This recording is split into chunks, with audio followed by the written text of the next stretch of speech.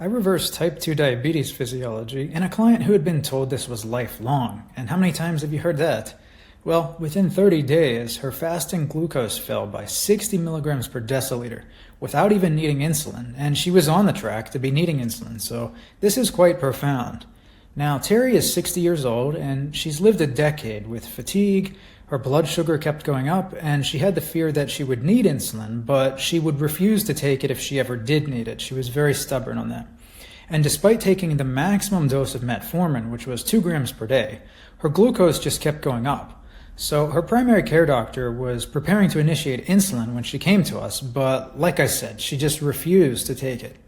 So day to day, she felt stuck in a cycle of post-meal crashes, brain fog, and exhaustion, with a sense that her health trajectory was set in stone as dietary changes she tried to make and the exercise that she did, which was particularly yard work because she lived on a farm, was not working. So Terry's labs and symptoms showed that she had uncontrolled diabetes with fasting and postprandial glucose trending up despite the metformin. She has developed glaucoma as a result of the diabetes, which is an increase in intraocular pressure, which can damage the optic nerve. And if this gets bad enough, it could actually result in blindness. Her last appointment with the ophthalmologist showed that her pressure was elevated despite being on prescription eye drops. So this was quite bad, as her vision was getting worse and she wasn't even able to drive at night anymore. She suffered from fatigue and brain fog, and in her own words, "I thought I was doomed to take insulin, but wanted to fix the problem without having to do lifelong injections." So I applied the Biological Recode System, with the key focuses for Terry on peptides to restore pancreatic beta cell signaling and reverse age-related pancreatic morphological changes. You see, as you get older, your pancreas actually undergoes atrophy. And peptides to improve and even out postprandial glucose levels and protect against advanced glycation end products. This is important because diabetics face an increase in advanced glycation end products, and this can increase things known as MMPs, which actually degrade collagen. So they can make your joints worse, they can make your skin age faster, you'll get wrinkles faster, you'll not only feel older, but you'll look older as well. And peptides and cofactors to improve mitochondrial function and enhance insulin sensitivity. So peptides are very great here at boosting mitochondrial function, and mitochondrial function is one of the key things that you want to focus on if you need to reverse insulin resistance. So in regards to supplements, there are certain micronutrients that are needed to improve diabetic neuropathy. It wasn't too bad in her case yet. Sometimes she would notice that her hands would get tingling and numb, so we wanted to just implement some certain things, like benfotiamine is extremely great at reducing diabetic neuropathy. And this is just a fat-soluble form of thiamine, as well as some other micronutrients that were decreased as a result of long-term metformin use, which paradoxically can even lead to worsening diabetes over time. You see, there are certain vitamins which metformin inhibits the absorption of in the gut, which your body can store but only a limited supply of. So over time, say a year or a few years, if you're taking metformin and you don't also supplement with some important vitamins, then you're going to get worse. That's definitely a big problem.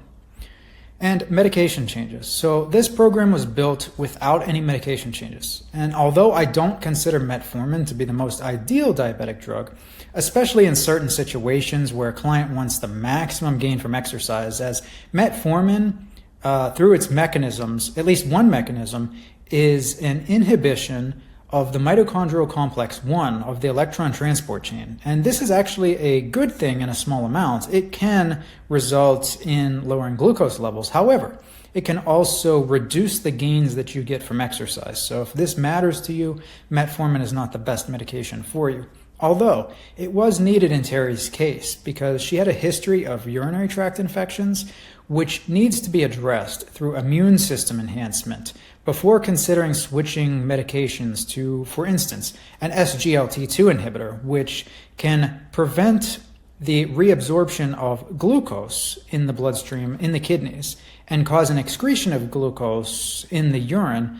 But that, like I said, can slightly increase the risk of urinary tract infections, which just conflicts with Terry's particular case. So we could explore that later. But We made some nutritional changes. I provided her a menu, including some recipes to help replace some of the sweet options with healthy options that also taste great. And a great example of this is ice cream. So this is just one thing that Terry loved to consume. And, you know, there are some good recipes that you can get for homemade ice cream using things such as heavy cream and like egg yolks for texture, and then honey or, you know, some stevia, which isn't the best thing in the world, but it's not the worst either.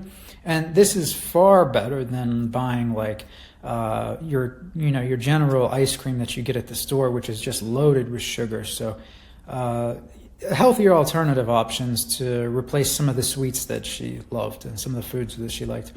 Now, before the program, her HbA1c was 8.2% with a fasting glucose of 177 milligrams per deciliter.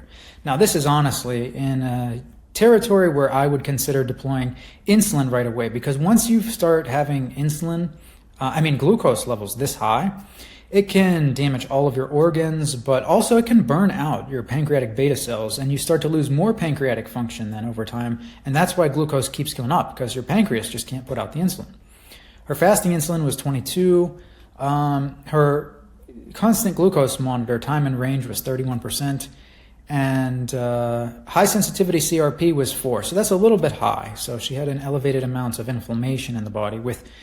Combined with the high glucose levels is going to just set her up for tons of like advanced glycation end products, joint and skin degradation, and all kinds of other issues. So within just 30 days, her fasting glucose dropped to 108.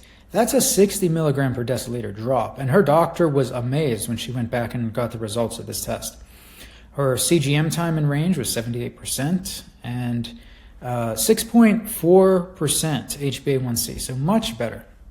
What Terry said was, I would have been very happy just lowering my sugars a bit. Instead, within a month, my fasting dropped by 60 points, and I have much more energy and feel great. And this matters because type 2 diabetes is not a life sentence. It's reversible, even without changing drugs that you're taking. And left unchecked, it can cause neuropathy, and in extreme cases, you could even potentially lose a limb or an extremity. Cognitive decline, and it increases your risk of neurodegenerative diseases, especially Alzheimer's disease, which is actually caused by a central insulin resistance in the brain, which just accelerates Alzheimer's disease pathology.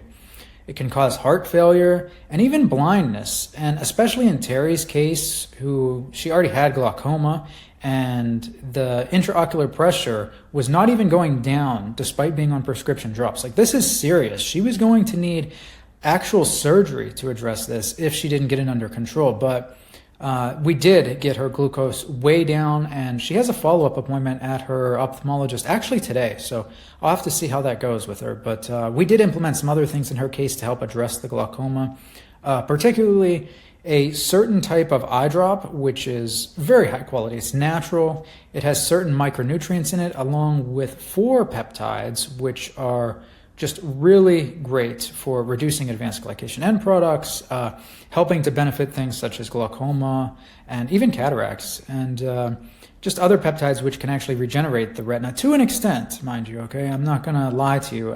Reversing vision loss is something which is extremely difficult to do, although we have had some success with it in clients. In the past, it typically takes months. Also, I'd like to mention that the Biological Recode engine, which is able to deliver you a full program, which is just based on the blood work markers that you enter along with some other information, is capable of defeating type 2 diabetes in a lot of cases. And it essentially provides the exact same thing that I provided Terry in this customized program for diabetes. And the reason I mention the tool is due to its value.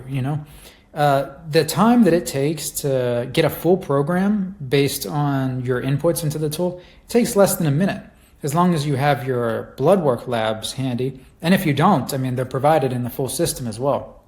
But another value to the complete Biological Recode system is all of the other pillars of age reversal that it has as a whole. So not only can it defeat diabetes just as good as what I implemented here and showed you for Terry, but it can help you reverse biological aging to a significant extent. So it goes far beyond like diabetes reversal.